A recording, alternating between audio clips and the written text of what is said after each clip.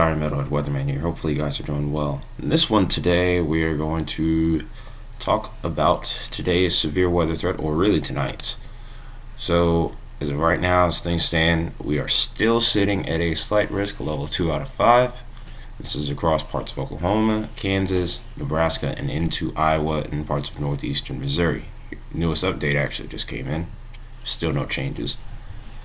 And we have an all hazards event possible, dependent upon whether the cap breaks.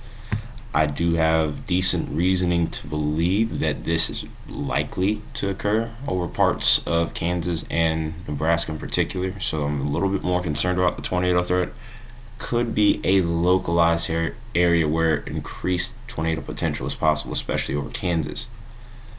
Go ahead and take a look at that later on in this video. It's not going to be a long one because I actually have to go to work in just a little bit. But also the hail threat is still the most significant threat here. Most of these storms I still expect to be elevated, but just a couple of supercells in here could cause some problems. The analog that I've seen this setup compared to is a setup from May 2019, where we end up seeing possibly one or two supercells that produce a small group of nocturnal tornadoes. And if that does end up being the case, hopefully anyone that's in this area here in particular has a good way of getting watches and warnings. This is the main area that I'm favoring. This probably has shifted a little bit more to the north and east now, but nonetheless, we'll just watch the whole area. We may go live tonight, depends on when I get home from work. That being said, let's go ahead and get into the models here, because I'm kind of short on time. So we're jumping all the way ahead towards about 7 o'clock Central Time. We do see a couple of storms again to initiate over here. Most of these storms we can expect them to be elevated. You'll kind of see with the sounding even here. This is a marginal severe storm. Not a super strong storm relative velocity there, but the cape is more than sufficient enough. But the instability is really going to start to increase as we get later into the evening here. So that's what we have going on starting out. But let's jump this in towards O3Z. But one thing I also will note is if I compare this to the traditional NAM, which would have storms firing, the HRRR is a little bit more stingy when it comes to that. We have a squall line that develops and a lot of damaging wind potential over Iowa, but after that, not much going there. Could see one or two supercells here, but these do not look like the type that could maybe produce tornadoes. In fact, the HRRR is on a real heavy downtrend with this. Could be a quick little MCS that forms, and maybe we'll see some severe storms in the morning, but this is further north than what I was seeing last night. But we'll go ahead and actually switch over to the NAM here to verify and see if anything has changed here since last night's last two runs. So here we are at OOZ. This is us looking at composite reflectivity. And I'm not really seeing any supercells firing either at this point now, whereas before I was seeing a couple of supercells. But this squall line also looks like it forms a little further south too, which is kind of interesting. So a lot of model discrepancy is making this forecast a lot more difficult. So this is something that's going to have to be watched even closer now, because when you don't have a model agreement, everything becomes a little bit more complex. You go to the NAM 3 kilometer. This is a convective model. So this is looking at O2Z. We do get storms firing with this. Are they of the supercellular variety? Not really. There's a couple right here that look interesting, but I don't think they show anything that leads me to think there's a lot of tornado potential though. So we could very well be seeing a downtrend here, and we might be dodging a bullet. I was a little bit more concerned last night versus what I'm seeing right now. Still, damaging winds are very much possible, and if anything, I'm pretty impressed with the level of damaging wind potential here. Although by this point we're starting to lose a lot of that instability. Even so, there's still marginal severe threat. Oops. So lots of changes. We'll have to see what the lunchtime models end up doing, and then we'll kind of go from there. Might as well go ahead and go all the way and check the GFS as well. Really, there's a whole bunch of, it's just really a whole bunch of mess going on.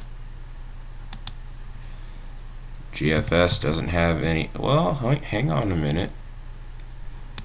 This does have supercells, but they form late in the evening. Tornado threat is a little bit more marginal, but there is something there. But compared to the soundings that I was seeing last night, we were kind of flirting with the PDS tornado range, albeit conditional. This is good. I'll take this. Let's hope this trend holds. But let's go ahead and go back to HRRR real quick. We'll jump back to 06Z here and switch over to significant tornado parameter, just to make sure that maybe we have seen a real downtrend here. I'm sure hoping that that is the case. Oh, yeah, it's now shifted towards Iowa now, which I find interesting. Oh, daggone it. Yeah, I might be going live here because last night this was more so over towards Kansas and Nebraska. The fact that this is snuck over to this area definitely alarms me more, because that is closer to a point of low pressure. So this cap here has a good chance of breaking. There's a good short wave with this system, but it looks like a lot of things have started to shift to the north and east a little bit here. We do see an increased area develop over here, but again, the problem is, will storms fire? Because when I click this area, I'm expecting up, no, slightly elevated, but we do see a capping inversion breaking here. So again, this is going to be a really tricky forecast here. Nothing may happen, or we may get a few tornadoes to fire off here. Over towards Oklahoma, these numbers are impressive, but the cap is too strong, so don't worry if you are living in these areas. Well, hey, wait a minute. If storms can fire right here, I don't think they will, but if they do, we could have a tornado threat. But wait a minute, let me go ahead and look back at the composite here, because I didn't really see anything firing off here. Let's go. I mean, yesterday Oklahoma wasn't really a factor, but looks like now we're starting to get them into the equation here. Also trying to see if I can fit in this. I'll get a couple of storms that fire, but again, the HRRR isn't really insistent on this cap breaking here, so this is making for a little bit tougher of a forecast. But according to the HRRR, if storms do fire across Oklahoma, that could be a problem too. We're going to go live today probably if I can. We'll go ahead and compare it to the 3K, and this is turning into a longer video by the minute here because I'm kind of perplexed as to how all this has changed so suddenly. But then again, that's weather for you. We do see a couple of cells begin to fire over here towards southern Oklahoma around 7 p.m. We do get maybe like one or two, and we'll go ahead and take a little sample here. And there you go. It's pretty much verifying through both models. So not in the same significance. Also, it's representative of a capping inversion as well at the low levels. Again, model discrepancy is going to be a real problem today. We're really not going to know until the dinner time models come in, which is usually about between 4 and 6 o'clock here. Pretty impressive looking storm over here towards Texas as well, and that has no severe with that, thankfully. I'm just trying to make sure I'm covering everything now because I keep getting caught by surprise here.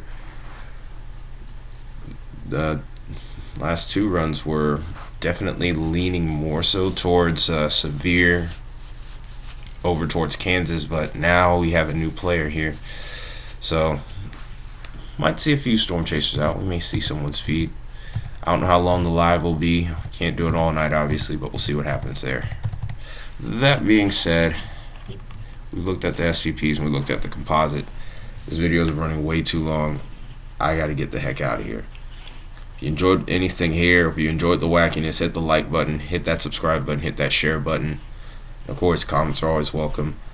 I'm going to wrap this up now. So, have a good day. Stay safe. I'll probably be seeing you guys later. This has been Tired Metalhead Weatherman. I'll see you guys probably tonight. Till then, take care. This video will be up probably around like 9 or 10.